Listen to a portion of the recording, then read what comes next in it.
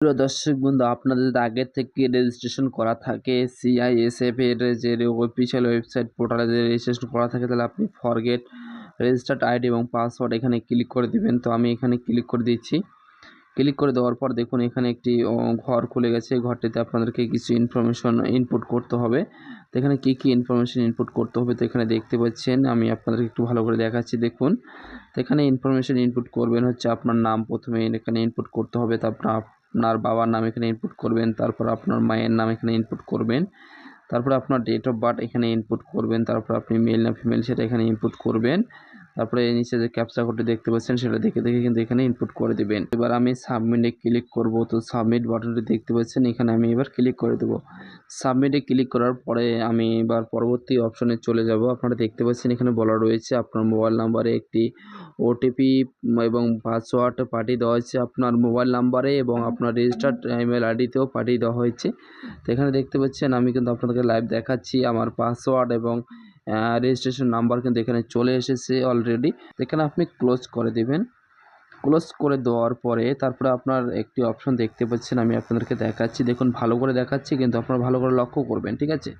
তো এখানে দেখতে পাচ্ছেন বলা রয়েছে verify mobile and email ID. তো এখানে আপনাদেরকে ক্লিক করতে হবে। তো যখন আপনি এখানে ক্লিক করবেন, ক্লিক করার সঙ্গে সঙ্গে দেখতে পাচ্ছেন এখানে চলে আসছে ভেরিফিকেশন রেজিস্ট্রেশন নাম্বার। এখানে কিন্তু আপনাকে রেজিস্ট্রেশন নাম্বারটি ইনপুট করতে হবে। যখন আপনি আপনার রেজিস্ট্রেশন নাম্বারটি লিখলেন, তারপর জেনারেট ওটিপিতে ক্লিক করলেন, তারপরে আপনাকে লোডিং প্লিজ বলে একটু ওয়েটিং করছি। তারপরে আপনার ওটিপির ঘরগুলো খুলে গেছে দেখতে পাচ্ছেন।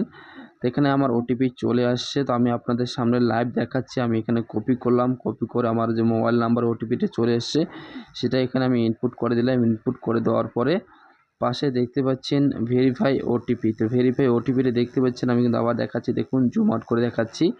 এই ভেরিফাই ওটিপি দেখতে পাচ্ছেন। তো ভেরিফাই ওটিপিতে ক্লিক করে দিবেন। ভেরিফাই ওটিপিতে ক্লিক করে দেওয়ার সঙ্গে সঙ্গে দেখতে পাচ্ছেন এখানে বলা রয়েছে your mobile number is verified.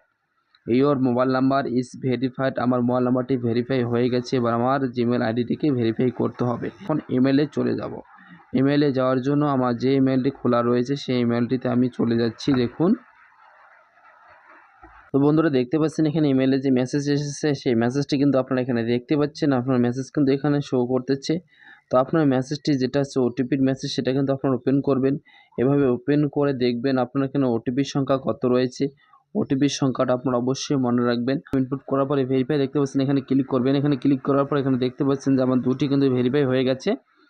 এখানে বলা রয়েছে your mobile number is verified এবং your email ID is verified. এখানে দুটি কিন্তু আমার ভেরিফাইড হয়ে গেছে, আপনারা দেখতে পাচ্ছেন, ঠিক আছে। এখানে যখন আপনার রেজিস্ট্রেশন কমপ্লিট হয়ে গেল, কমপ্লিট হওয়ার পরে নিচে একটু স্ক্রল করবেন। নিচে স্ক্রল করলে এখানে দেখতে পাচ্ছেন বলা রয়েছে কারেন্ট ওপেনিংস। এখানে যে লেখা রয়েছে তার নিচে দেখতে পাচ্ছেন বলা রয়েছে কনস্টেবল ট্রেডসম্যান 2024 যে রয়েছে, এখানে আপনাদেরকে ক্লিক করতে হবে।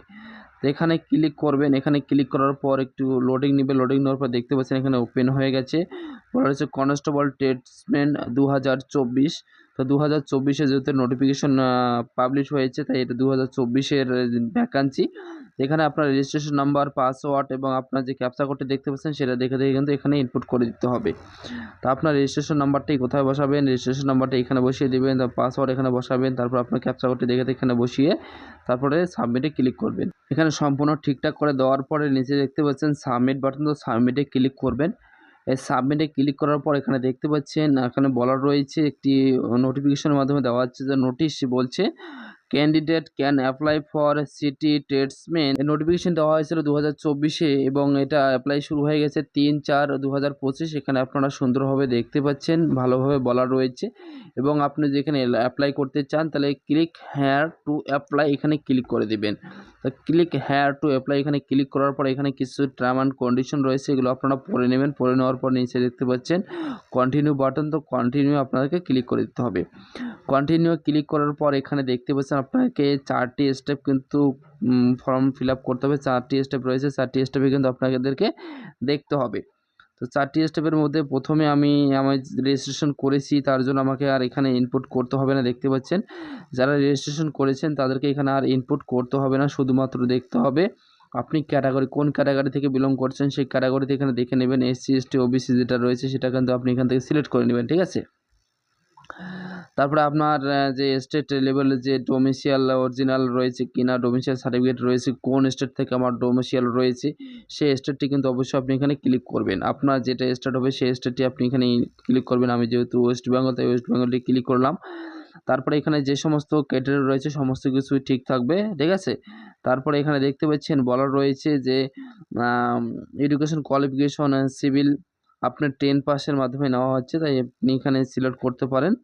আপনার 10 পাস দিতে পারেন, তারপর 12 পাস দিতে পারেন, আপনি এখানে গ্র্যাজুয়েশন দিতে পারেন, পোস্ট গ্র্যাজুয়েশন দিতে পারেন। তো আমি এখানে 12 পাস দিয়ে দিলাম। তারপরে আপনার 10 রেজুলেশনকে আপনি হিন্দু মুসলিম যেটা হবেন সেটা এখান থেকে ক্লিক করবেন, ঠিক আছে। এখান থেকে দেখতে পাবেন হিন্দু, মুসলিম, শিখ, খ্রিস্টান, বৌদ্ধ, পারস, তা আপনি যেটা হবেন সেটা এখান থেকে সিলেক্ট করে নেবেন। সিলেক্ট করে নেওয়ার পর তারপর নিচে দেখতে পাচ্ছেন এগুলো আপনি সবগুলো নো করে দিবেন, ঠিক আছে। এগুলো তো আপনার কোনো কিছু ইয়েস করার দরকার নেই। যদি আপনি এক্স সার্ভিসম্যান হন, যদি আপনি অন্য কোথাও চাকরি করে থাকেন, তাহলে কী ধরনের চাকরি করেন সেগুলো কিন্তু আপনাকে ইনপুট করতে হবে। তারপরে এখানে দেখতে পাচ্ছেন ডেট অফ বার্থ অটোমেটিক দেওয়াই থাকবে এবং এখানে দেওয়া রয়েছে যে নাম of the date apply for, আপনি কী পোস্টের জন্য অ্যাপ্লিকেশন করছেন, আপনি কী পোস্টের জন্য অ্যাপ্লিকেশন করছেন সেটা এখানে ক্লিক করবেন। দেখতে পাচ্ছেন কুক রয়েছে, বারবার রয়েছে, ওয়াশারম্যান রয়েছে, সুইপার রয়েছে। যেহেতু এসসি ক্যাটাগরিতে যে কটা পোস্ট রয়েছে সেই কটা পোস্ট কিন্তু এখানে শো করতেছে।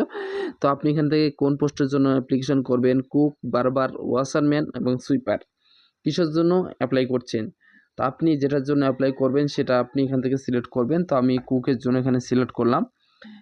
কুকের জন্য সিলেক্ট করার পর আপনার ভিজিবিলিটি, আপনার আইডেন্টি মার্কস কী রয়েছে সেটা থাকলে দিবেন, না থাকলে দেওয়ার কোনো প্রয়োজন নেই। পার্মানেন্ট অ্যাড্রেস এবং প্রেজেন্ট অ্যাড্রেস কী রয়েছে সেটা এখানে আপনাকে ইনপুট করে দিতে হবে, ঠিক আছে। পার্মানেন্ট এবং প্রেজেন্ট অ্যাড্রেস সেটা কিন্তু আপনাকে এখানে ইনপুট করে দিতে হবে। তো আমি আপনাদেরকে একটু ভালো করে দেখাচ্ছি, দেখুন একটু সুন্দর করে বুঝিয়ে দিচ্ছি। তারপর আপনার স্টেটে সমস্ত কিছু ঠিকঠাক করে দিতে হবে। পার্মানেন্ট অ্যাড্রেস এবং প্রেজেন্ট অ্যাড্রেস যদি সেম হয় তাহলে আপনি এখানে টিক বক্স করে দিবেন।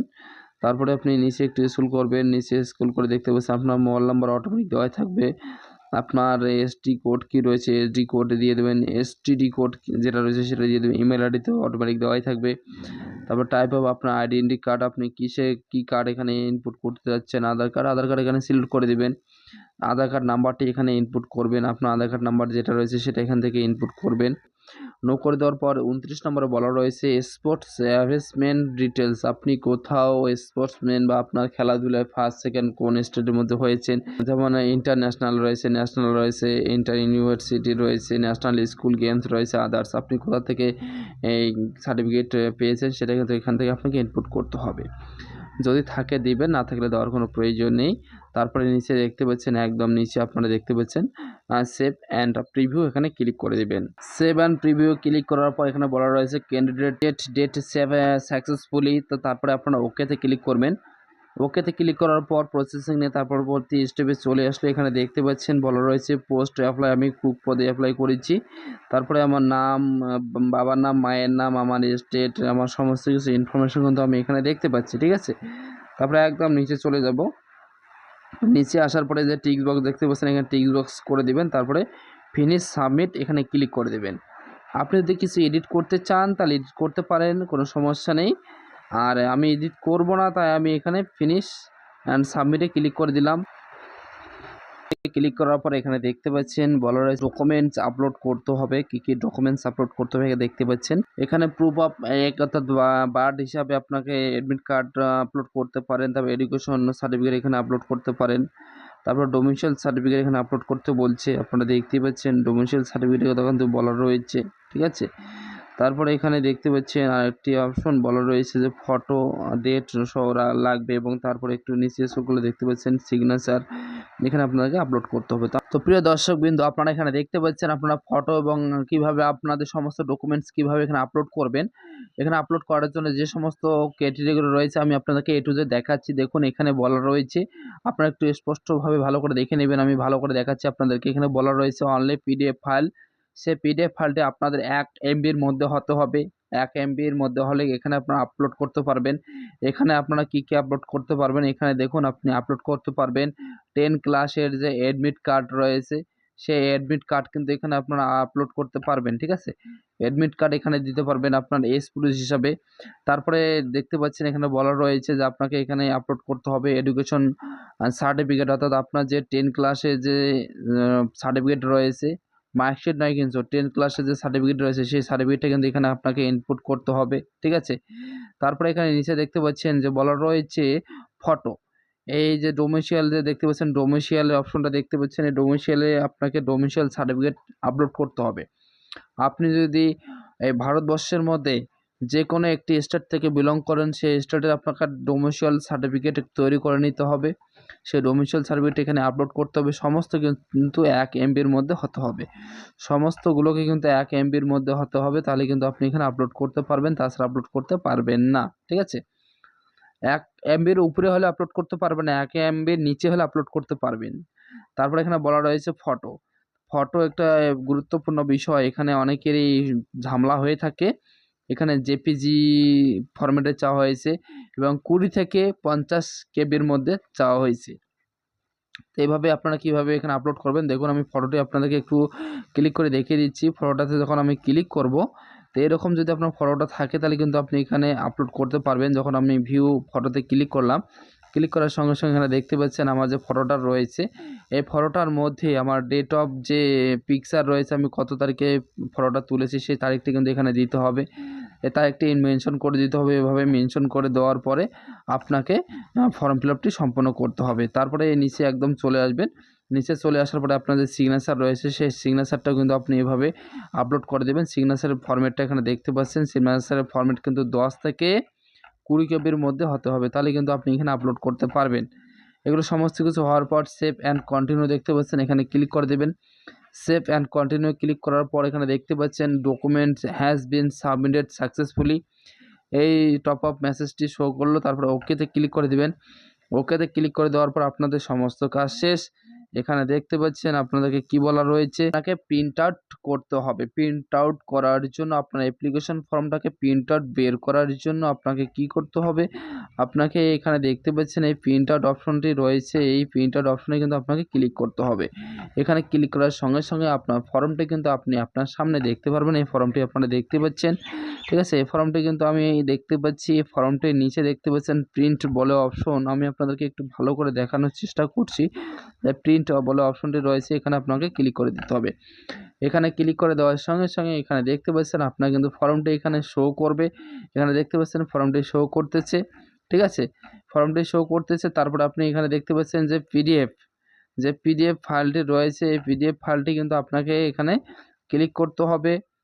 ক্লিক করার পর আপনি কোথায় নেবেন সেটা কিন্তু এখানে সেভ বলে অপশনে ক্লিক করবেন। সেভ অপশনে ক্লিক করলে সেটা কিন্তু সেভ হয়ে গেছে। আপনারা এভাবে কিন্তু প্রিন্ট আউট বের করে রাখবেন, এভাবে অ্যাপ্লিকেশনটি সম্পন্ন করতে পারেন। তো দর্শকবৃন্দ, ভিডিওটি ভালো লাগলে অবশ্যই চ্যানেলটাকে সাবস্ক্রাইব করবে।